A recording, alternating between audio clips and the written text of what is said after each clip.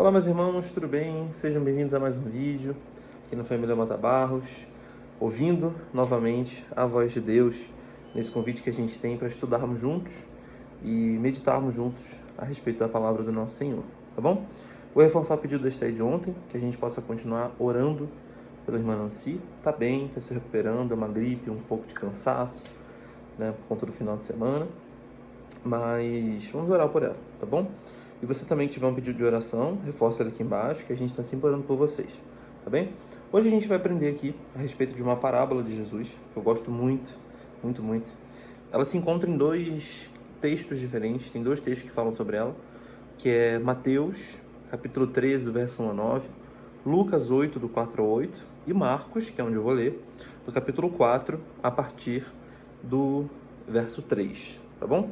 E Jesus aqui nessa parábola, a parábola do semeador, Jesus ele fala assim: voltou Jesus, isso no verso 1, tá? Capítulo 4, verso 1. Voltou Jesus a ensinar à beira-mar, e reuniu-se numerosa multidão a ele, de todo modo que entrou num barco, onde se assentou, afastando-se da praia. E todo o povo estava à beira-mar, na praia. Verso 2. Assim ele ensinava muitas coisas por parábolas no decorrer do seu doutrinamento. Verso 3. Ouve. E ele começa, de fato, a parábola. Eis que saiu o semeador a semear. Verso 4. E ao semear, uma parte caiu à beira do caminho, e vieram as aves e comeram. Verso 5.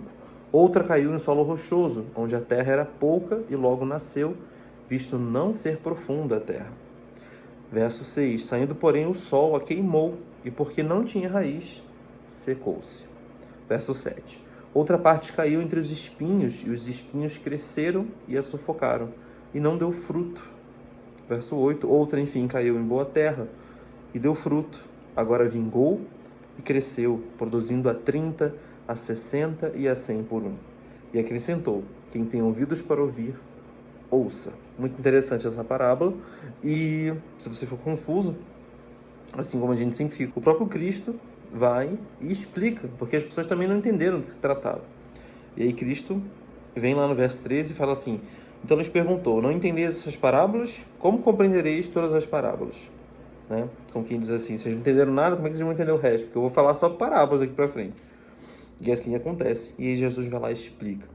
O semeador semeia a palavra de Deus, a Bíblia, né? Aquilo que Deus tem para dizer ao seu povo. Esse é o semeador, ele está semeando a palavra, ele está colocando a palavra para as pessoas poderem se alimentar dela.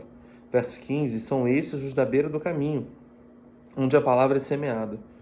E enquanto a ouvem, logo vem Satanás e tira a palavra semeada neles. Né? Ou seja, aquele primeiro caso, né? Uma parte cai à beira do caminho, vem as aves e comem.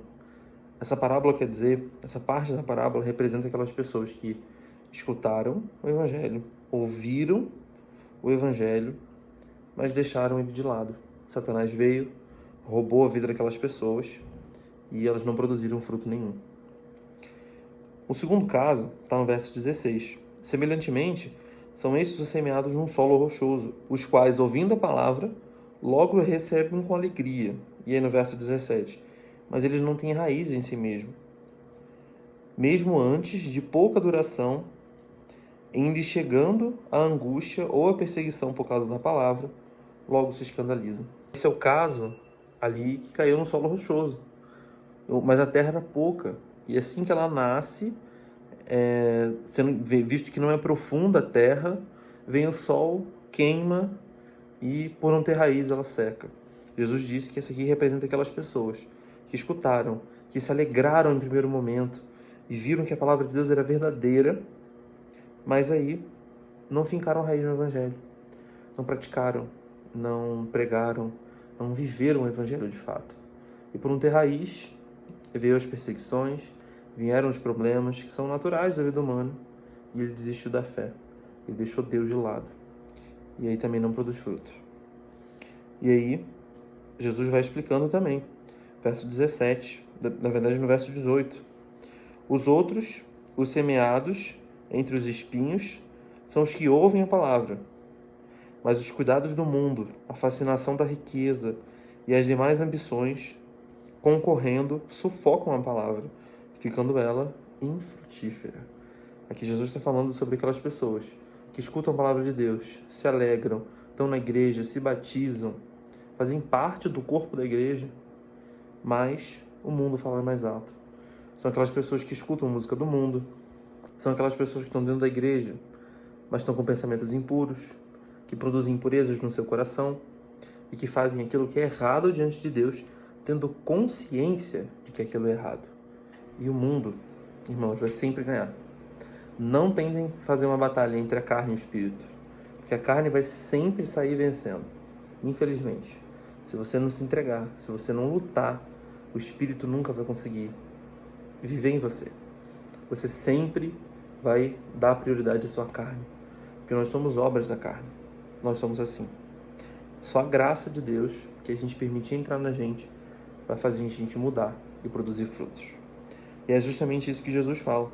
Os que foram semeados em boa terra são aqueles que ouvem a palavra e a recebem, frutificando a 30, a 60 e a 100 por um. São as pessoas que escutam a palavra de Deus, que praticam a palavra de Deus e que, mesmo que a natureza seja carnal, que de todos nós somos, Ele permite, com muito joelho no chão, com muita luta, vencendo as suas tentações, em momentos ruins, que Deus faça a obra dele.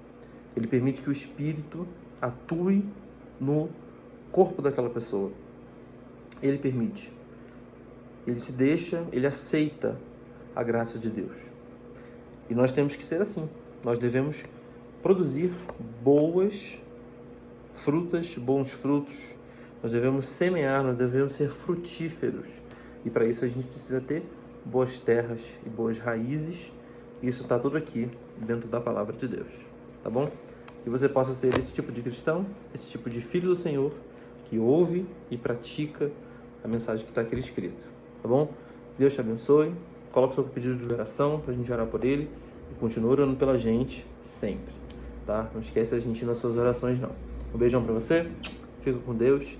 E até amanhã.